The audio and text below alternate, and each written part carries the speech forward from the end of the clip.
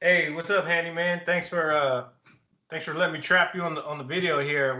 We tend to go back and forth about a lot of these online questions, and I wanted to kind of, I guess, just record something and put it out in public so that people can find their own answers, and hopefully I have your blessings to use this for science. Sounds good. All right, I've been getting a lot of questions too about the Handiworks app. nice. Yeah, we talked about it quite a bit, and we've actually had a lot of kind of signups and activity, through your network, and um, people have had questions, and I think it's just easier maybe just to like, get it all out in the open so people can just, you know, deal with it their own time and get their own info if they want. Yep.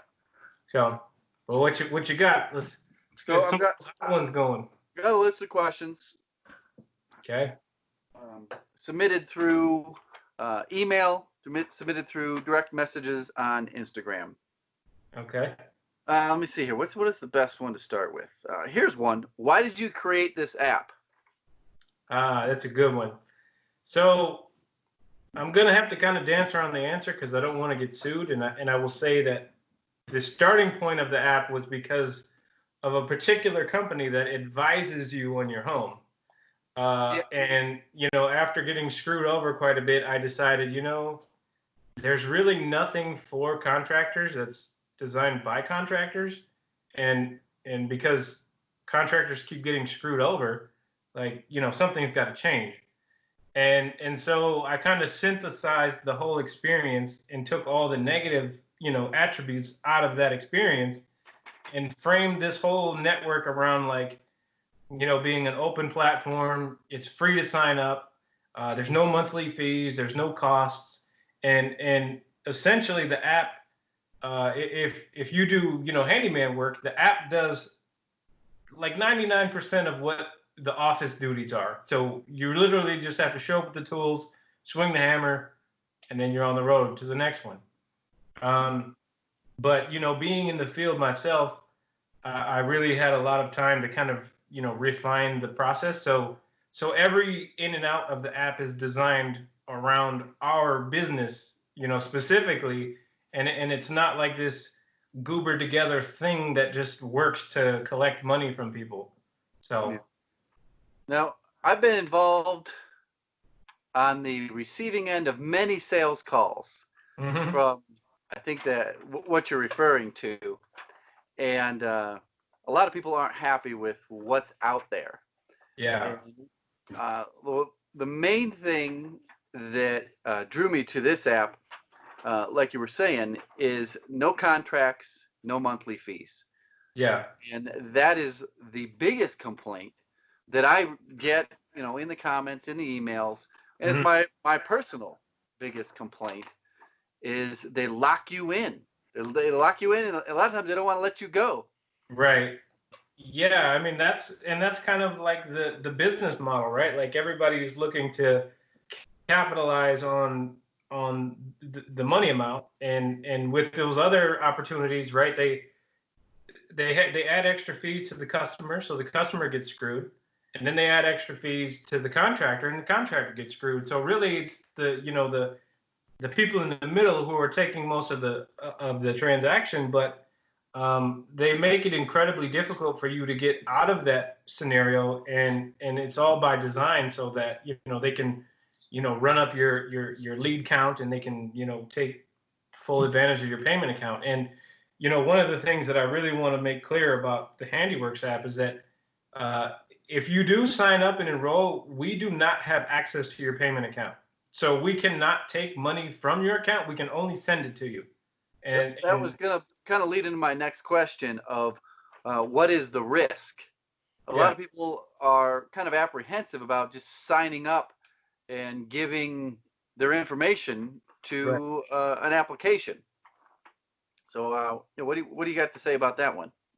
Well, a few things that I didn't factor in when I started building this app is that um, it's very different in terms of what's available, and because there's nothing else currently like it, uh, I also gave myself the job of educating the people on how it works. So obviously if they don't know, they're going to be, shy away of it.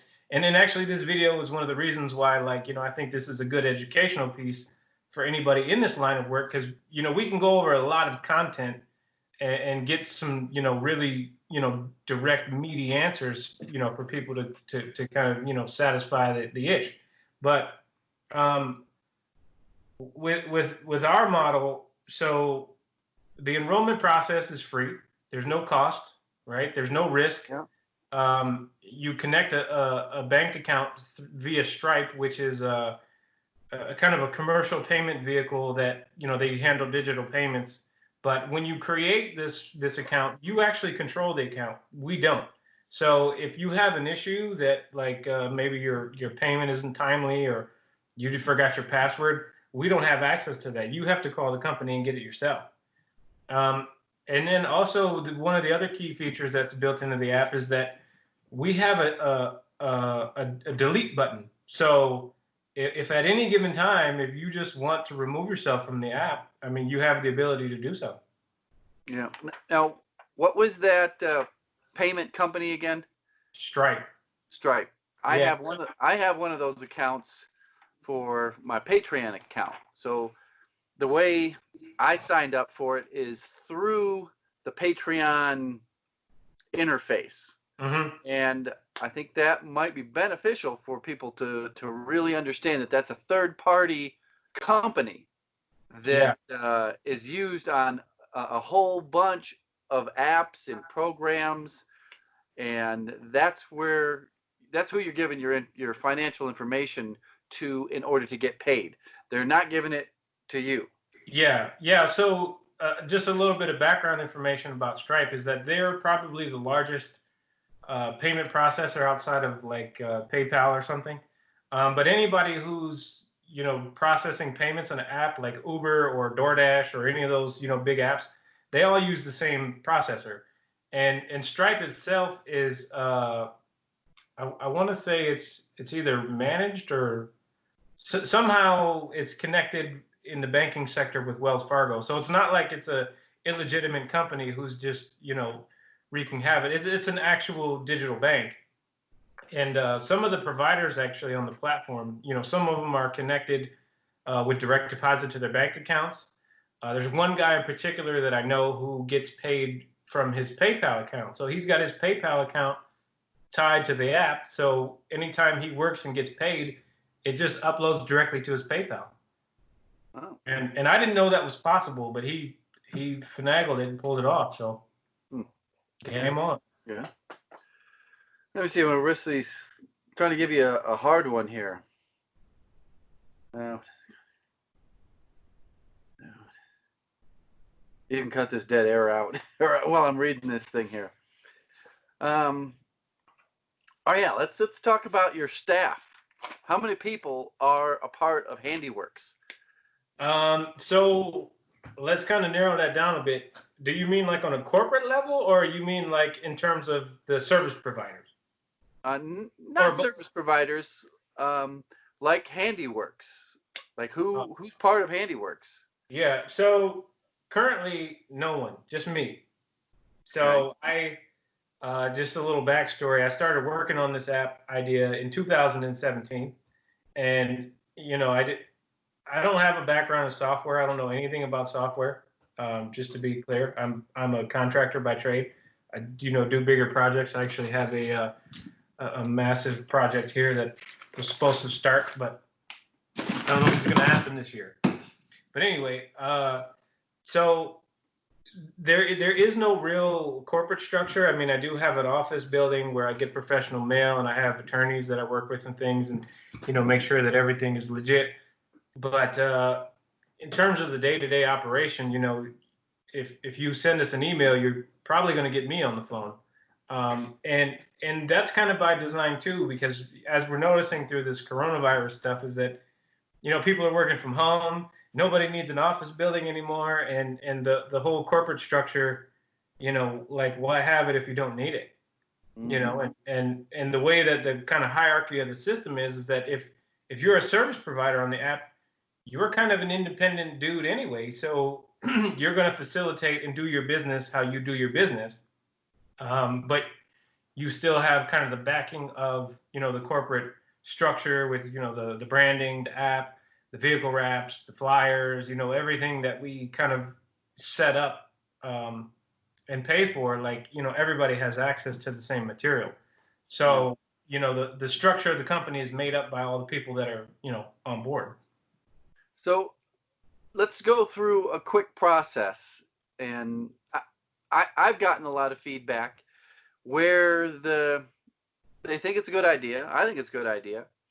And they download the app, they're going Mhm. through the process, and they get to the part where they need to provide insurance. Can you tell me what sort of insurance the app requires? Yeah. So because I'm a general contractor by trade, I'm governed by the laws in Minnesota, where I'm from. And part of the Department of Labor requirements is that if anybody's going to be a subcontractor under me, I need to ensure that they meet a minimum of business. And as part of that, we were able to kind of navigate through the attorneys that I know, to where we have to be sure that you have a general liability policy, which you should have anyhow if you're working on somebody's house, because if you really goof it up, you can dig yourself in a pretty deep hole. But as long as you have a general liability policy of at least 500,000 worth of coverage, that's kind of our main requirement. Now, when you go through the enrollment process, first you have to fill out the application form, which is just a little bit of background information. What's your history? What do you know? Do you have the tools? What's your work vehicle look like? Hey, wait, why do you got to know what my work vehicle looks like? Well, because we don't necessarily want a guy in a Prius showing up with a chop saw and a, Like a 16 clown foot. car? Yeah, I mean, I'm not saying that those guys don't know what they're doing. I'm just saying that we're trying to have a professional image, so we want to make sure that everybody in the Yeah, quality standard is met. yeah. So, if you're in a rusty, prison escape van, it's probably time to upgrade that. But No, that makes sense, and that's something I've talked about on my, I don't know what channel it is. It's my business channel. mhm. Is presenting an image that the customer or the majority of customers views a responsible, professional home service provider in. Mhm. And that's not a rusted out station wagon, his mom's Buick, or Right. a Prius. It's usually a white van or some sort of pickup truck, uh, you know, a tool trailer, and something like that. Yeah. So I guess I get why you don't want someone in, like, the Ford Escort type thing, Right. because you're out there for success. And well, Yeah. I think it makes sense to me. Perception Well, is reality. right. And unfortunately, that's just how it works. If you don't look the part when you show up, the chances are you're not going to convey the confidence in the consumer that, like, oh, hey, I want to hire this person, right? But also, part of the process for us is that we want to make sure that you're a full-time person who's doing this kind of work, and you're not just, moonlighting for an opportunity to, you know, uh, get on board, make a couple bucks, and then vacate. Because Yeah. our whole goal is to build long-term relationships with everybody, even the providers. And actually, the delete button for your account, um, just to kind of give you a backstory on that. So by design, uh, in order to have a system that is transparent with checks and balances for everybody, that also includes the service provider, right? And so if you sign up with Handiworks and we're not, sticking to our part, it's not in our best interest for you to leave the platform, right? So we want you to use that, as like a last resort, because we want that long-term relationship. But in order to have, uh, kind of a uncontrolled, like, transparent process, like, you have to have that too.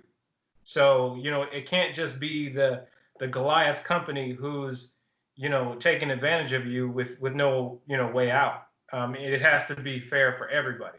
And you know, the whole app is designed to have, transparency and balance for everybody. So the customer, the contractor, Handiworks itself, there's a little something in the mix to keep everybody, like in the right state of mind. I got another question for you. Okay. What about the customers I've already worked for, and how does that go bringing them to the app, or should I bring them to the app? Because I know that Handiworks will take a cut of what they pay me. So say I've got five customers, maybe they're my aunt, my uncle, my grandma. Should I bring them over to Handiworks? And what about, self-promotion? I want to be able to market myself, whether it's a business card or you had mentioned a vehicle wrap.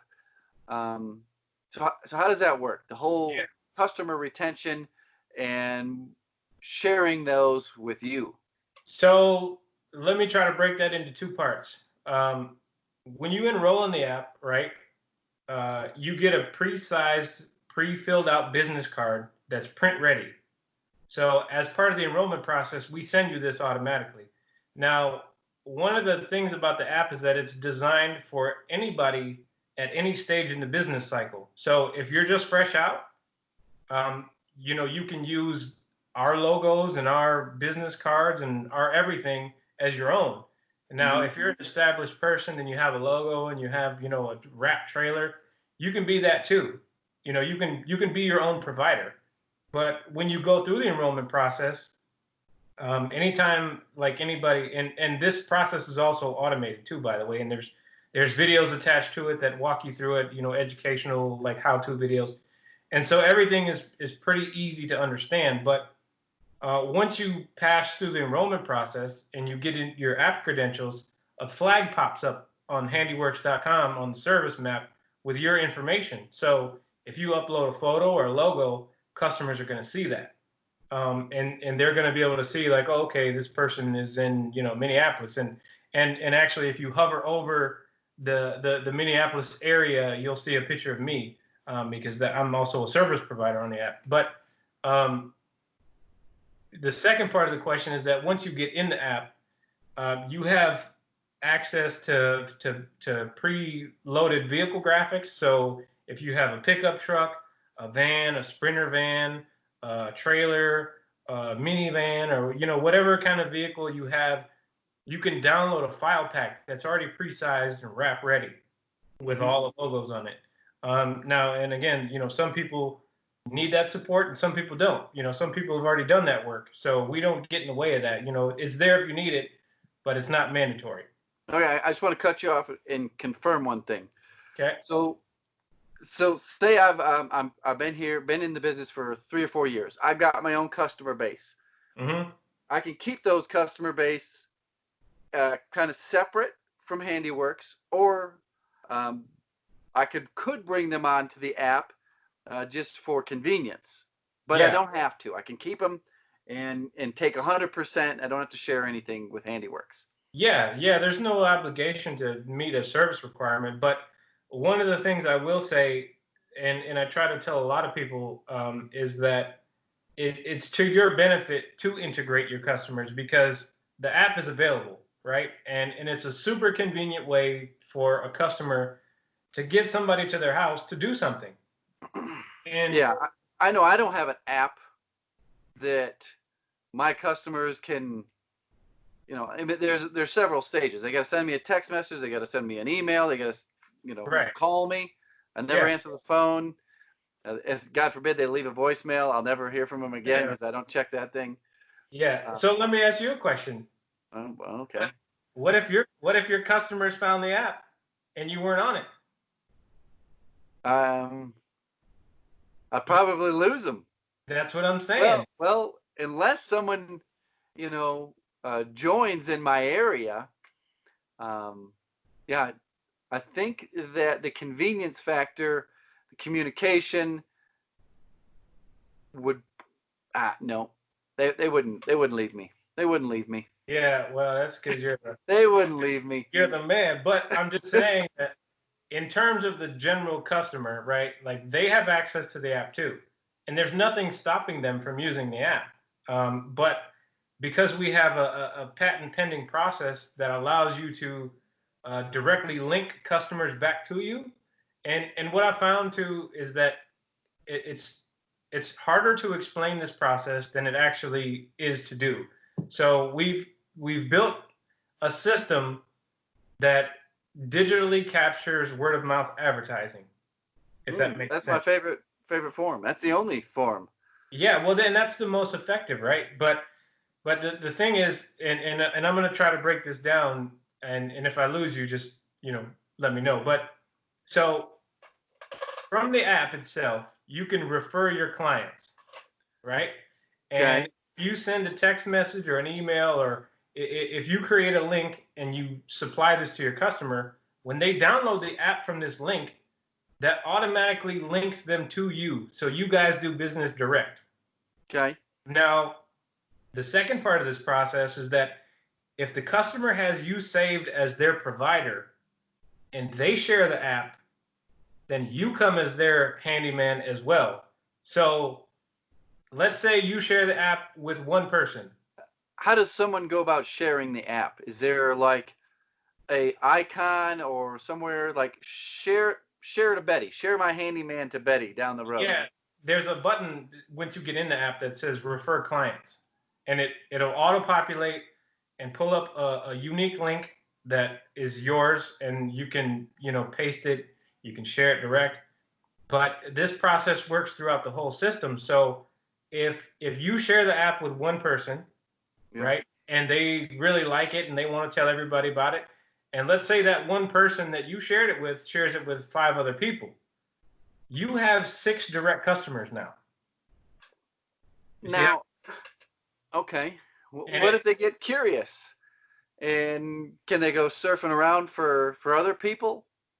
yeah, they can, but we found that the nature of the people on the platform, and just the nature of the business, is that people want to work with the same guy. And just Yeah, like you yeah, said, your customers wouldn't abandon you. They yeah. go through the Exactly, yeah. long process, and because it's one of the last kind of intimate relationships, like a barber. You don't want to go to like a random barber. You want to go to the same guy that gets you that. I'm my own barber. I did all this.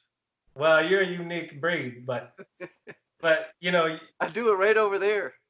there you go. But just the nature of the customer is that they don't want to shop around. They want to go with what they know. And so uh, to share the app and directly link people back to you, there's a direct benefit because as a service provider, you control your base of customers. And in the app itself, there's also a feature where you can go and see who all has you listed as their provider. So you can keep Oh, track of your customers. you can And kind if of that, stalk, huh? see who's got you under their in their network. Yeah. And because the app, when it's shared, you can say, okay, well, this is this, and these people, and another thing about the system is that the uh, the system has kind of two modes of operating where if you're in the area and this customer is unique to nobody, right? Like they don't have a provider, you still have access to that customer. But if it's your direct customer, then it's only your job. You don't have to fight with anybody, right? So you can go into this Uber style of operation, or you can just do direct business, and that's kind of up to I you. just thought of another question, and I got to ask it before I forget it. Okay. So, say my customer has a leaky sprinkler head or something like that, Hmm. and I'm not available. Say I'm out of town.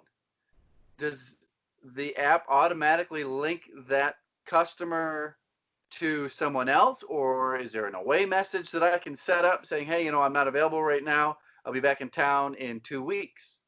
Yeah. Anything like that, like where there's a back door for them to go find somebody else to replace you? Yeah, there's actually two methods to do this. So, uh, in the case, like let's say you're out of town, you can keep your account active, and you can as these jobs come in, you can accept them, and then you can send them back into the pool, which gives other providers access to those jobs. So you don't lose the customer setting, right? Assuming this is your direct customer, you Mhm. just pass on that one single opportunity. Now, when you come back into town and that customer books again, it's directly coming to you. Now, the other way about this is that there's in the setting menu, there's a toggle switch where you can go on and off duty. And if you go off duty, like let's say you go on vacation for 2 weeks and you put your status to off, Mhm. all of your customers will be routed into the network so somebody else can do the service work and your customer's not without service. But if you didn't want to do that, you could still accept and, cancel things on your phone and, you could delegate it. Can I accept and schedule for a later period, when I get back? Yeah, there's no expiration date actually on the job tickets. And because scheduling is probably one of the most like liquid things. Um, the structure of the system now is that the customer cannot book same day service, but if you have the availability, you can service that job the same day. Now, the same works in reverse. So if you were to book a job for tomorrow, but you're not available for a month, the job would just sit and it would just be active in the system until you go and service it. And Okay. and so the scheduling is kind of hashed out between you and the consumer, and because we're trying to encourage that direct working relationship between the homeowner and the provider, we kind of don't get in the middle of that. So if it works out, cool. If not, you have the ability to navigate. That Um, was my next question, is that communication. So a customer needs some tile work done, or mhm, they need some grout cleaned or fixed or something like that. They submit a request for work. mhm. I accept it, and then I need clarification because I want to show up as prepared as possible. What's that communication like, or the interface to communicate to the customers through the app? Yeah. Well, there's a few different ways, and I'm probably going to keep saying this because the app was built for a lot of different scenarios, Hmm. and it's probably overbuilt, but in order to navigate all of the kind of unknowns that we deal with all the time, we had to have a system that was able to be flexible in terms of function and design and whatever.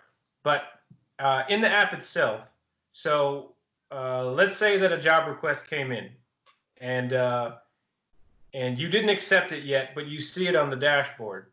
Now, you And as the this provider, job requests on the dashboard would be from someone who's not my customer. I'm not paired up with them yet. Is that right? yeah, let's just say it's a random request, right? Okay, good.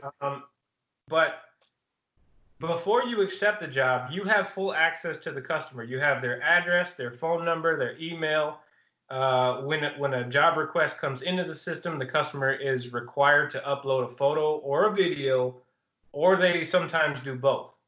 And that usually gives you enough kind of detail to look at it and say, okay, or if you come up with a situation where you need more info, the phone number on the customer is hyperlinked in the app, so you just press a button and it auto loads and you call them. Okay. Now, let's say that you looked at a job and it looks pretty simple, you accepted it, and you went back to work because you're in the middle of doing something.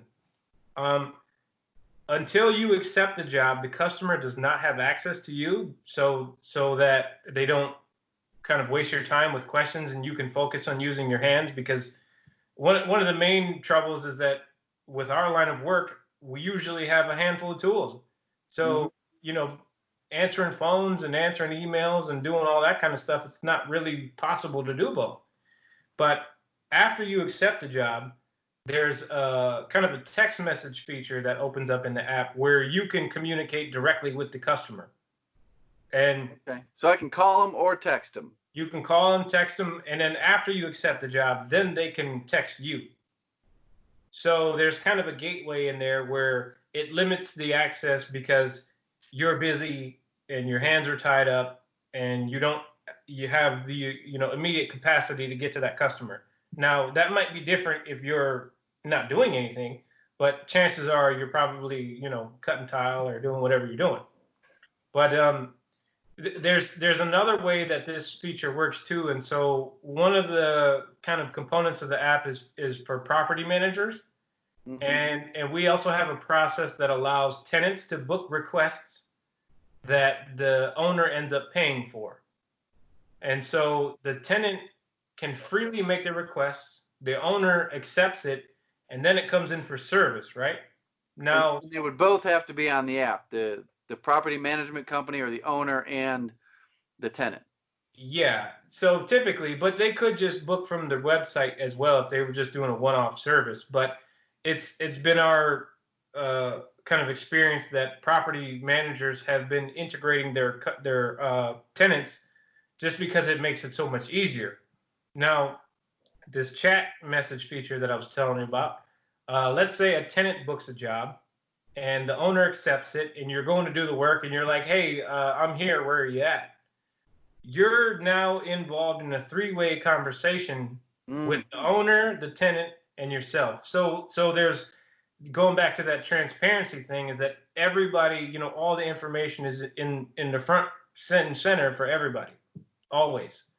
And from the customer perspective, let's use the same scenario where you're going to do work at a rental property, and the owner is not around. They're somewhere in another state vacationing, right? When you start the job, they actually have access to your GPS location, so they can see that you're on site. Now, when you pause or punch out, then that deactivates. But just to keep that fair and balanced, transparency, everybody has a certain feature that's built in to keep things consistent. Got it. The biggest question: how much do I get paid? Well, for this whole year, you get 99% of the job total, and that's one of the other start date, or just the 2020. It's for the entire 2020, and so because we're halfway through the year, if you sign up now and you start using the app, you have kind of 6 months worth of runtime to, build out your client base, get things set up, and really get some activity going. And then after the year is up, we move to a 15%. So you take 85, we take 15, but it's really cut and dry terms, and it'll never change. Okay, well, how about the dollars? What is the dollars, and what's like the pay structure? Yeah. How does that work? We have one price for every service across the entire country. So anytime a customer orders a service, it's the same price, always. Okay. And what I've actually learned a lot through your channel is that people don't know how to price things. So it's ridiculous how many questions and messages I get is, hey, handyman, I just got someone who wants me to do this, that, and the other thing. They send me pictures, like, how much do I charge them? Mm-hmm. And my answer is, well, geez, well, there's too many factors. Right. I need to personally see it. Right. So what's your response to that? Yeah, so the design of the payment structure is, so if you were going to do something by estimate, right, you might stand to make more money in some cases, but the design of the payment system is so that you'll never be in a losing position. You'll never work for less than, like, let's say you estimated something and it took you a week longer than you thought, and now you're working for $13 an hour, right? So you'll never be in that position. Mm-hmm. But the payment structure is $129 for the first hour and a half. So if that repair takes 5 minutes, that's $129. Okay. Now, if you're there for, say, 4 hours, then the system is going to transition from that hour and a half, and then it's going to calculate in $50 per hour increments after that. But okay. So we don't. I guess we could use one of my most recent videos as kind of an example. It was about a 4-hour day, and very common handyman repairs, mini blinds, the air conditioners, the door sweep, the the washing machine supply hoses. Mm-hmm. So how would that go if I or somebody was the property manager? Would they take pictures? Because they're not in the houses to take pictures or video. Can they do it and just, not have a video? Or maybe they can have the tenant say, hey, snap a picture of that rusty, gate valve with the washing machine hose. Right.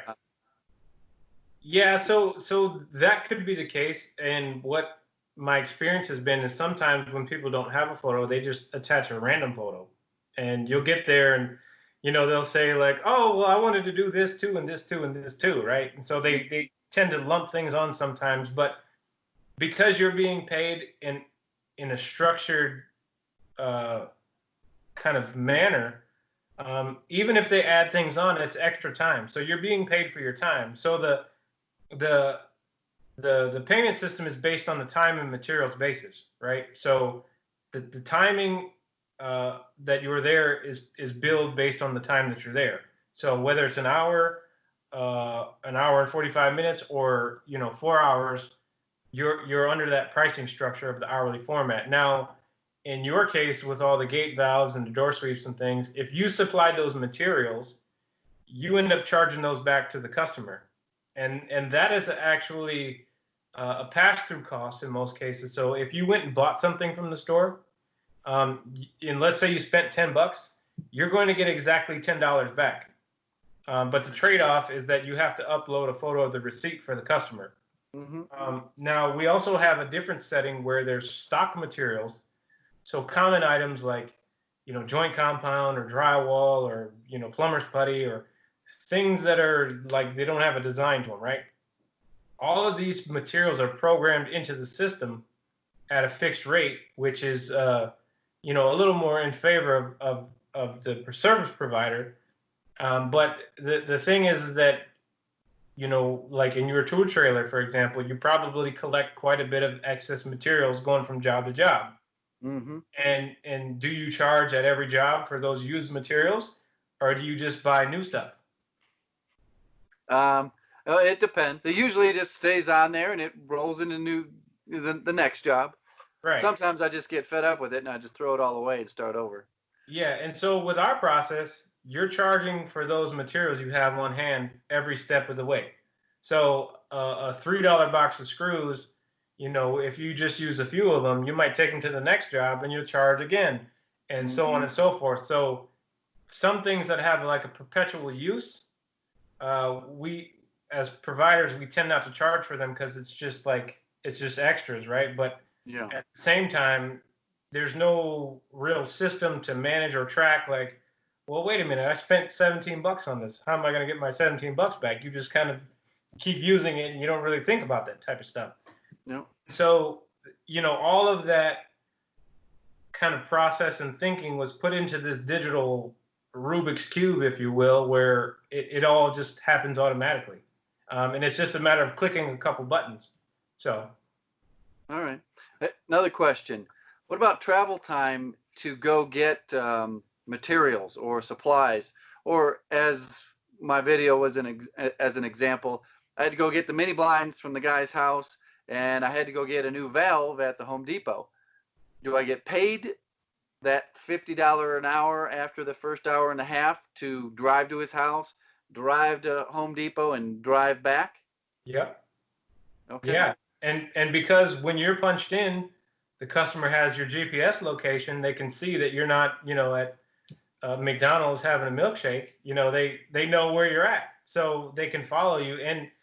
And because you're doing work, on their behalf, you should be paid for that. Mm-hmm. But oftentimes, we don't get paid for that activity because it's just like, part of the business, right? But yeah. But with our process, so typically if it was me, I would go to the house, do what I can. I'd punch in, I'd go get the materials, I'd stay punched in, and I'd go back and do the work, and then punch out and upload the photos and satisfy the receipt needs, and then be on my way. All right. Now, from that point on, the job's done. How long until I get paid, or you get paid? And for that example. Yeah. So the business cycle, in terms of the money system, it cycles every 3 business days. So if you did a job on Monday, you'd be paid by Thursday. Okay, that's pretty quick.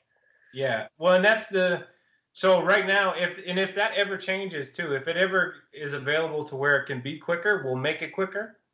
But right now, that's the fastest option that we have without being No, totally. that's real fast. I've got customers that it goes out to 90 days, and these are Yeah. like contracts.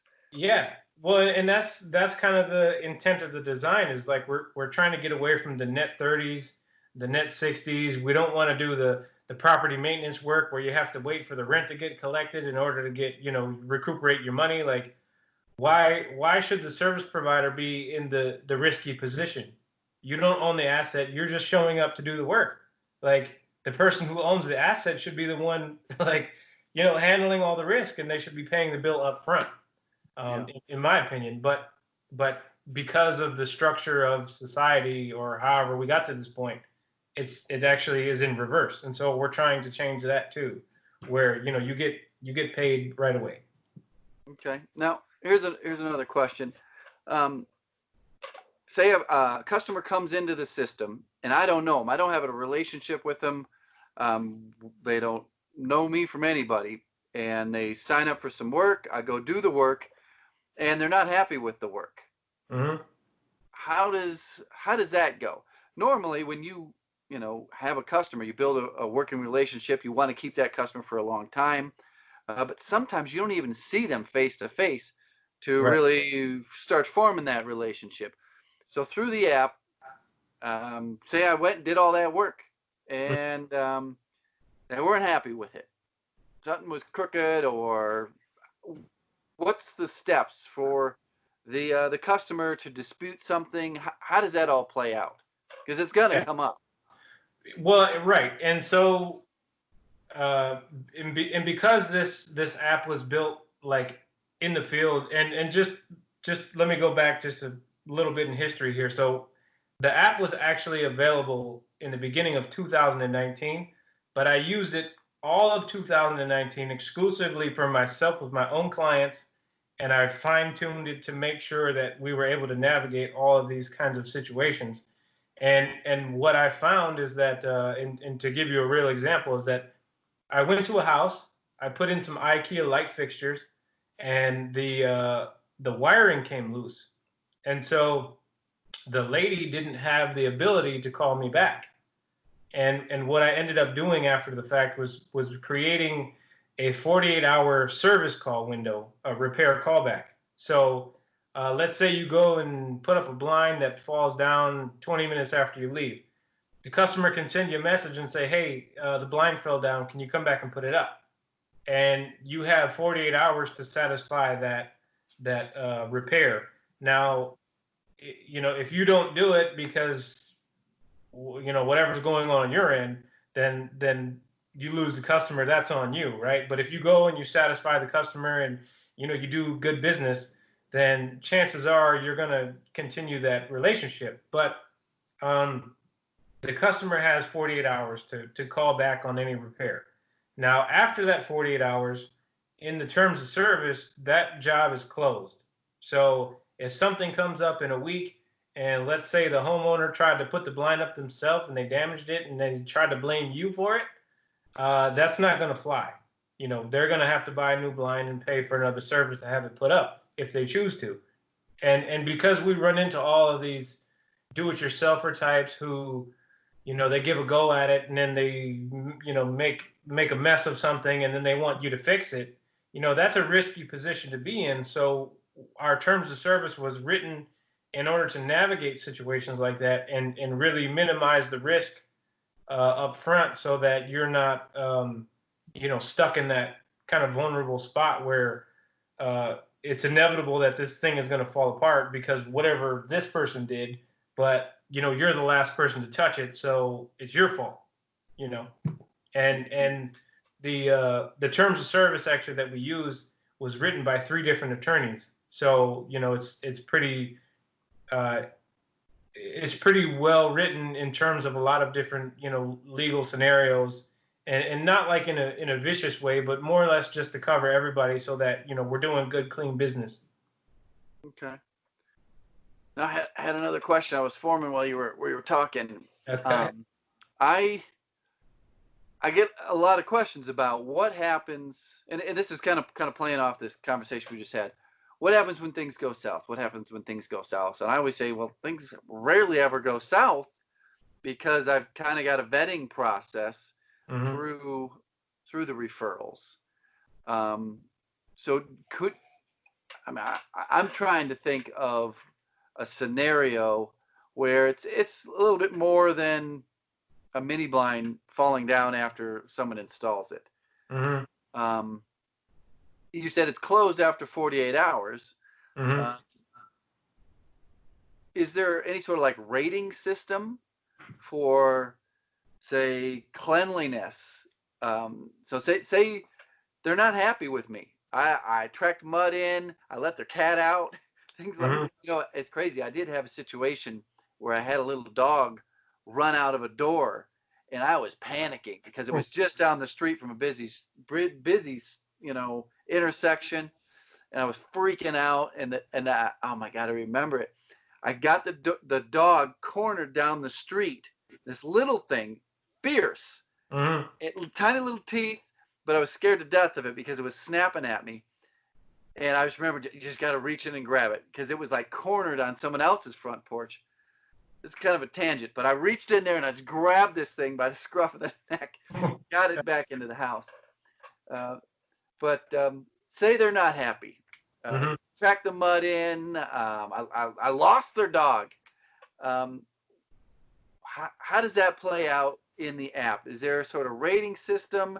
Is there a strike system? Is there a review system because inevitably you're going to find someone who can get through. They got the insurance. They got a nice truck, but they're sloppy. How does that play out? Because you want the success of the app. Well, basically, the success of the app is based off of the type of people. So, right. So take all that gibberish I just threw at you and try to. Yeah. So quality control, right? And that's probably the easy way to say it. Yeah. And so and when I started out, I knew that this was going to be the hardest thing to kind of capture, right? And so, because the nature of our business too is sometimes it's not really fair from the customer side. Like, sometimes you get bad reviews for things they're just frivolous, and so if a dispute comes up, we deal with everyone on a case by case basis, right? So we dig into it. There's, manual overview. You don't automatically get strike down. There's no sort of like, reprimandation that happens automatically. So if you do a job and the customer leaves you a 1-star review and they, leave so there is a review thing. There is, and actually the reviews that we collect through the app, they upload directly to our Twitter page, and we don't filter them. We don't get in the way of them. So if they're good or bad, they're going up automatically. And the same thing with our Instagram page, where before and after photos they're supposed to go up, but I don't know, something's broken at the moment. But that'll be back online at some point. But anyway, so if a customer was to give you a low review and they, said some horrible things, obviously we're going to get an alert and we're going to go through it and we're going to figure out what happened. And, if it's warranted, then, we'll call and try to figure out how we can fix it, or, we'll get in the middle of it. But also the star rating. So there's a 5-star rating, and in every job, you either did a 1 through a 5-star service. Now, as a provider, if you fall below a 3-star average, we have the ability to deplatform you. So if you're doing crappy work, we can kick you off. And again, transparency and balance. So you can remove yourself, but we also can remove you if you're not, doing a good job. And because we want long-term relationships, like, we want everybody to have a good experience, and ultimately we don't live in a perfect world, so we have to deal with those on a case by case, when they come up, and try to figure out, like, okay, where's the bad seed. But going back to the enrollment process where we're asking you basic questions, what's your background? Are you licensed? Do you have, all the tools? How many customers do you serve? So these kinds of things lead us, down the path of kind of understanding who we're dealing with beforehand. Mm-hmm. And, if you're the guy in the Prius who's showing up in a tie, the chances are is you might not be that good at carpentry because this isn't your full-time, bread and butter. Yeah. But it's so how is so if I sign up, how fast before I get calls or get work requests? Is there a lot of people out there that know about it? So as soon as I go through all, spend the 30 minutes or whatever, I watch the videos, I'm enrolled, I show proof of insurance. Mm-hmm. How long before I start making that money? Yeah, well, and we get that question a lot too, and it's at the moment it's kind of a hard one to answer because we're a fairly newer platform, right? So the word is getting out and it's happening, but also because you have the ability to kind of do some self-promoting and run people back directly to you. So the thing is that if you're an ambitious kind of person who is like really on top of your game, it could be the same day. It could be the next day. It could be as soon as you make it. If you're, the type who's just wanting to be spoon-fed, opportunities, then this probably isn't the platform for you, at least for right now anyway, because we don't have that kind of demand at the moment. But one guy in particular that I want to mention, this guy by the name of Matt, who lives in Indiana, Pennsylvania. Right from the gate, right from the sign up, he was pretty aggressive about everything. He ordered some shirts. He wanted his vehicle wrapped. He got some business cards printed, and I think he even went out of his way to put on like a local Gazette or something, like $100 paid ad or whatever. And this dude is crushing it right now. So this small town in Indiana, Pennsylvania, like he needs more help. And he just texted me the other day and said, "Man, I really hope somebody signs up because I'm double booked usually most days." And this is just off of his own effort. So he's driving around town in a Handiworks vehicle, and he's passing out business cards, and he's giving his referral link, and he's got house flippers hiring him. He's got homeowners. He's got general contractors hiring him to do things, and he's swamped. And that's all his own doings. So does this make me, once I go through and I'm on Handiworks, I'm approved, I got the right truck, am I an employee of Handiworks? No, you're a subcontractor of Handiworks. Yeah, it's a subcontractor agreement. It's a 1099 sort of thing, Okay. and we don't take any sort of like taxes, or we don't withhold any of that. That's all your responsibility. And so whatever you make is kind of up to you. And as I like to say, you keep what you catch. Mm-hmm. So if you get on the app, and another thing inside of the app, once you get into your account, you have access to branded videos. You have access to branded flyers that you can copy and paste and promote and do whatever. You have access to vehicle graphics, so you can download the file already set up and print ready. And also we have a feature that's not active yet, but eventually you'll be able to use the Handiworks YouTube channel and do a promo video or a how-to video or whatever you want to do, and the concept behind this is that if we have a diverse pot of professional people, with a lot of different skill sets, then a lot of the people in the network, they could learn from that too, and the customers as well, so a lot of people search for how-to things, and that's all free promotion. Yeah. But, assume I don't know much about subcontracting. I've been an employee. I'm a carpenter or something along those lines. Mm-hmm. What does that exactly mean? I'm a subcontractor. I personally know what it means, but there's a form that you're going to send me at the end of the year that I submit with my taxes. How does that work? Yeah. So is it through the app, or do I got to do paperwork? Well, one of the things about the app is that the design of it is like it's like 5 different apps in one. Okay, so like instead of having to use QuickBooks or a CRM, which is a popular thing right now, What does that or stand for? Customer. customer relations management. There you go. There it is. Yep. Yeah, so it's like glorified software where you can create invoices and you're still paying, the process fee and everything else, but you're doing it a fancy way. And so our system does that automatically. And that's the thing about our app is that instead of having to be on all of these other apps to make all of this happen, you can just use one app and do everything. Mm. But any metrics that move through the system, so any of your income, any of your expenses, in terms of materials and things, the time you spent on the job, all of this is tracked automatically. And so at any given time, you can just hit a button and get an Excel spreadsheet with all your information, all ready calculated and laid out. I just And give that to my accountant and he takes yep, care of it. yep, Okay. yep. And when you go through the enrollment process, you have to fill out a W-9 form, which is basically saying, I'm eligible to work. I'm an independent person. I have my own company, or I Oh, geez, use those my W-9s. I have to fill those out all the time. yeah. Yeah. Yeah, it's standard boilerplate stuff, and if it wasn't required, by law, then we wouldn't do it because, nobody likes it. Mm-hmm. But, the thing with our app is that you only have to go through it once, so once you get through the enrollment process, it takes, roughly 15 to 30 minutes. Once you're done and set up, you're done.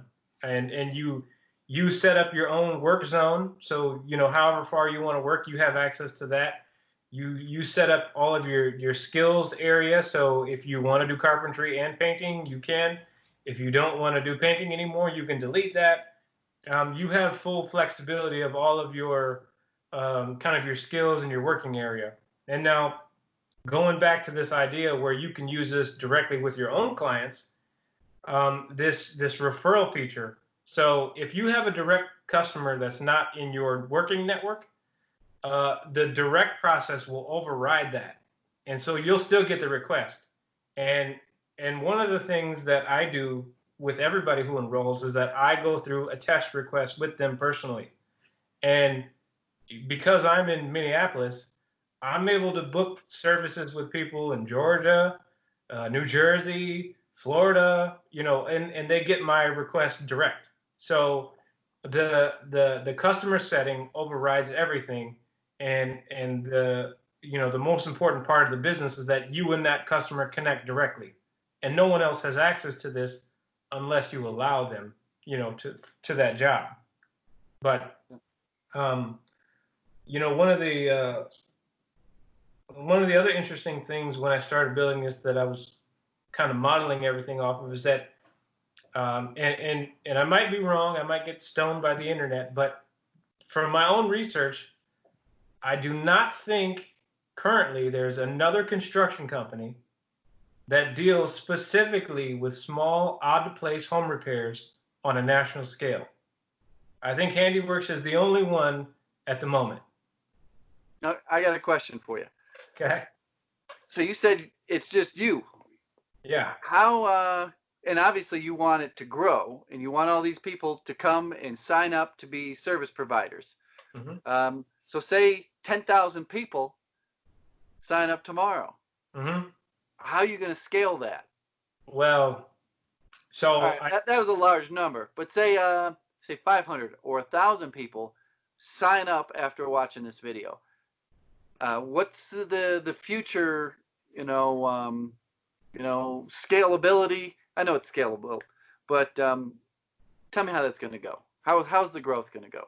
yeah. So I've kind of played with this idea a little bit myself, and I think I might make another kind of video that goes into the system where it walks you through how to use the app.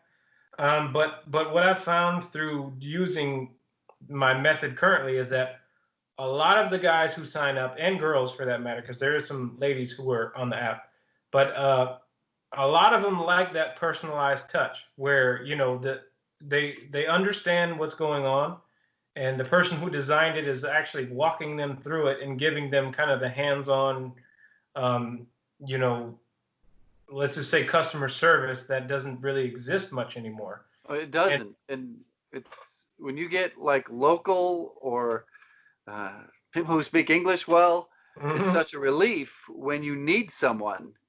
So are you gonna still handle it all, or just kind of take it as it comes Um, for the growth? I mean, you're eventually gonna have to hire some app experts to take some of the load off of you and going through those. You said you did a kind of a mock request with hmm. new people that come on the app. I think Yeah, that's great.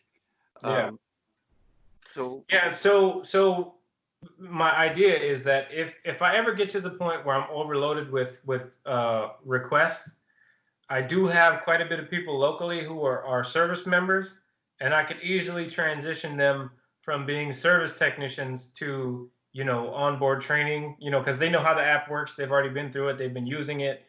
They've been completing requests, so they know the ins and outs, and they could do the same thing, um, with somebody, and they could give them the full breakdown. So if that does happen, we'll get to that point. But um, I kind of still like the intimate, kind of walk through, and I also give everybody my cell phone number. So if they ever have any issues, they can text me, they can call me, they can do whatever. This guy Matt, who we were talking about earlier, sometimes it texts me at 10 o'clock at night. Hey, I got a great idea, and I'm responding, and we're going back and forth, and I think that in our time, now especially with what other options are available that are similar, you're not going to get anybody on the phone. These people don't care about you. They just want you to be a commodity for them. And another key point is that I don't have any investors, so I don't have any debt to service. You're not going to end up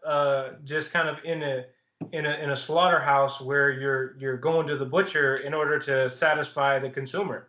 That's not our method. And because I don't have any investors, or I don't have any obligations in terms of people to pay back, I don't have to worry about them first.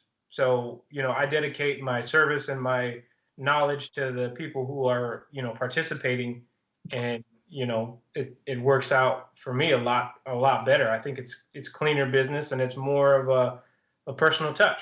So now, something that's I'm thinking about as I've built a business, I've always referred to my network. My mm, network. I take care of my customers. They take care of me long after YouTube is done and gone. So the security of the app. So say I'm new. I'm 10 years younger than I am now, and I said, okay, I'm going to use Handiworks to build my business. And I'm ambitious. Bring people to the platform. It starts growing and growing and growing. mhm. What's to say if Handiworks crashes, it's all gone. Yeah. That, now, that's the only way I have to communicate with all these people. It's my Mhm. livelihood. It's how I'm going to put my kids through college. It's how I, Mhm. put food on the table. Is there a backup that I can have all their contacts? And let's just say the internet goes away or something like that, and we go back to using phones and phone lines. Can I call them all back and say, hey, this is the handyman. Yeah, the app exploded or something like that, because Yeah. I don't want to lose all that drive, that effort to build a business Mhm. through Handiworks. Yeah. Well, Just and that's a really good idea. And as a matter of fact, I'm going to steal your idea and create something to implement that, just in case. I don't think we're going to need it, but just in case, I'm going to make a process where you can uh, export an Excel spreadsheet with all your customer detail on it.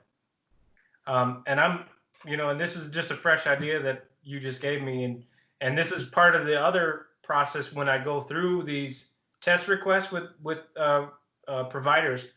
I always ask for feedback, and I've gotten a lot of good feedback, and I've added some features that people have suggested that would make better sense. There was one dude in particular who said, "What if I'm not logged in the app and I have a direct customer book me? How am I going to know?"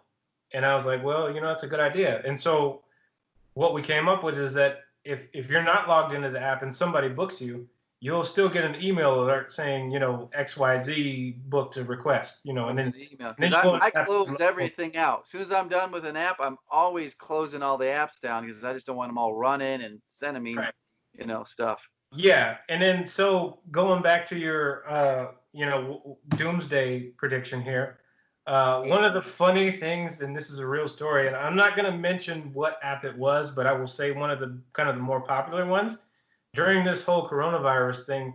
That app actually went down, and a lot of people were scrambling, and this is one of the more popular ones who they have like multi-million dollar investments, and they have things kind of moving, but because of the virus hit, like they went dead, and so that left people scrambling, and that's going back to the beginning of our conversation where instead of being in a position where you're being spoon-fed by this company who ultimately dictates your success, with the Handiworks app you have a lot more mobility to be yourself, and run people back directly to you, and grow and still maintain your business. And one of the things around the price structure that is different from other apps is that with these other apps, you can hire somebody to walk your dog, you can hire somebody to fix your cabinets, you can get a whole plethora of services from one place, right? Which is convenient, but in terms of construction, who's vetting these people? The same people that are making sure you know how to walk a dog, they're going to make sure that you know how to install cabinets. Like, that's not, from the consumer perspective, that's not real. They're getting burned, and these companies are placing people with unknown providers. There's no oversight, right? So that's one component. But the other component is that with these other apps, you're able to get in there and set your own rates, right? And so if me and you both have a 5-star review, but I'm $30 an hour cheaper than you, who do you think is going to get the job? Mm. You know what I mean? They're not going to say, wait a minute, this guy's $60. I'm going for him. Yeah. That's not the nature of the customer. If they don't know us at all, they're just a random customer coming in. They see Right. the same ratings. Right. They're obviously going to take the less expensive route.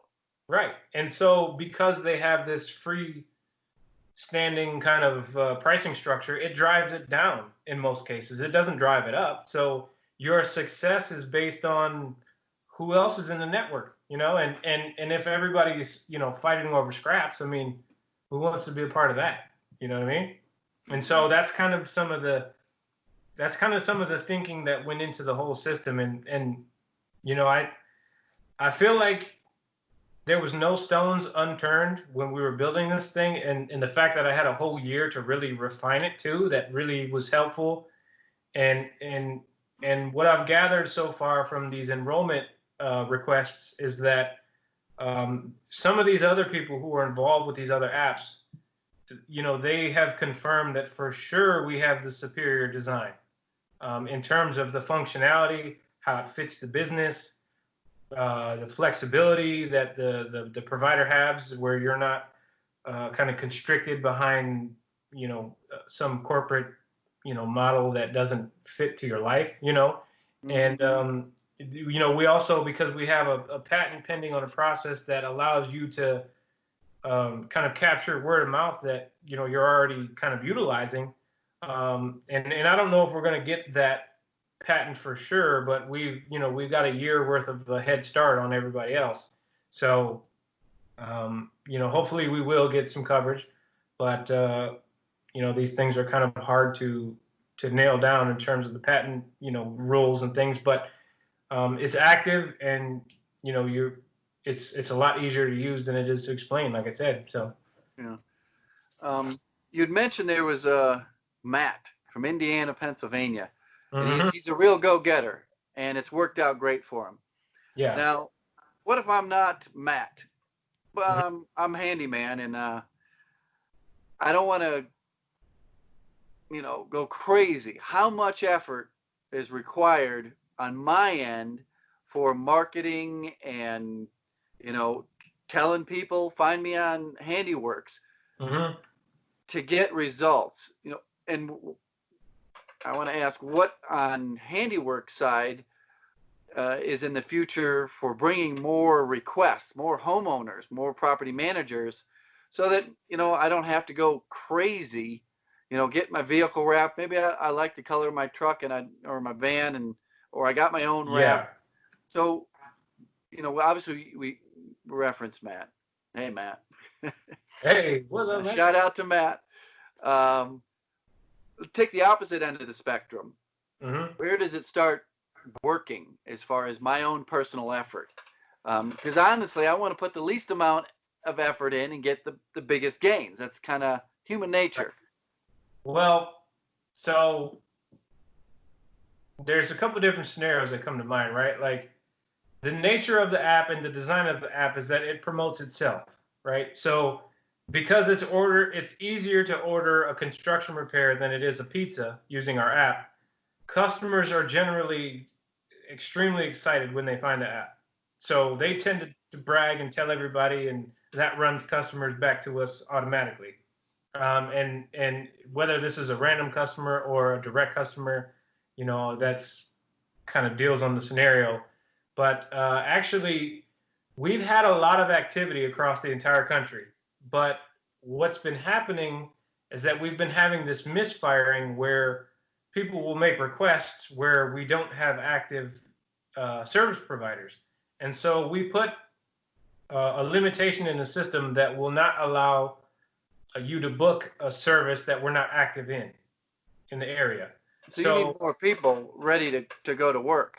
We do, but what I've been finding is that when a lot of people hit the sign up button, they don't complete the process, and whether that's because I don't know the agreement form they didn't agree with something, or they just lost interest, or they didn't know. I mean, we've really tried to take all the guesswork out of it with the videos and everything. I mean, you can literally watch a video that explains in perfect detail how to complete the process. And there's only two forms. So there's an agreement form that says, you're gonna, you're gonna uphold yourself to a good standard. And then there's also the W-9, which says that you're an independent contractor and you're, doing work, and you got to account for your own taxes or whatever. But it's really that simple. But also, the nature of the business is that with construction people, we're kind of not as advanced as tech people, so it takes us a little longer to figure it out. But the app was designed to be, very easy to use on both sides. So I actually pressure tested this with my mom, who doesn't own a cell phone, and ended up buying a cell phone, and I had her book a request, and so she was able to figure it out after being a non-owner of a cell phone. Mm-hmm.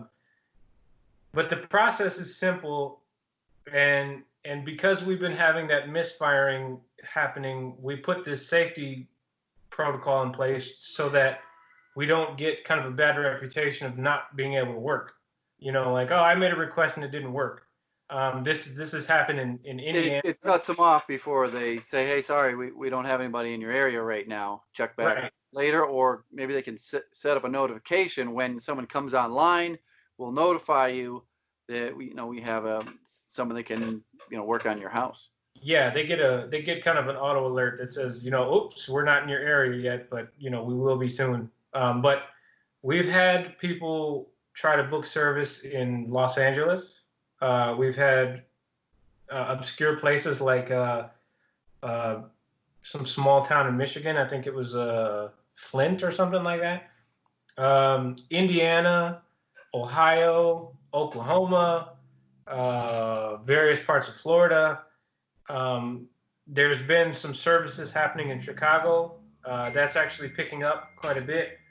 And this dude Matt in Pennsylvania, he's on fire right now. So I'm assuming that place is going to skyrocket pretty soon. But just the general nature, like I said, of the app is that when people find it and they see how easy it is and the convenience of it, like they're excited to use it. So it kind of shares itself. Now, I got another question. Okay, say Indiana, Pennsylvania blows up, and now there are 50 guys in Indiana, Pennsylvania, is there like overlapping competition for 10 customers? Mm-hmm. How does that play out? Assuming they're not a part of someone's customer network or whatever Yeah. they're called on Handiworks. They're random new service requests. Yeah, those are just Who gets the job? customers, right? So those are free for all, right? Those are first come, first serve. Like the first guy to click it and say accept? Yeah, basically. But one of the things that I've been thinking about that I think I'm going to do eventually is I'm going to limit each area once things start to fill out to only have a certain amount of providers and kind of limit the access so that it's not overcrowded, because we don't want to be the most popular thing happening, because we don't want to be in a position where we have more customers than service providers, or the reverse. We want a decent balance, but also in terms of being mindful of quality control. I'm sure there's going to be some bad seeds that we got to weed out, and unfortunately, if me and you are in the same area and we're both doing quality work, but some dude bombs it for us, that's going to affect us. So we want to make sure that we have a little, I guess, extra control in this situation to mitigate the risk, and not necessarily just spread it as thin as we possibly can in order to satisfy investors. So, well, that sounds we got a lot of questions answered. I think that's going to help a lot of people. Hopefully I didn't put you on the spot too much. Kind of went off script here. Yeah.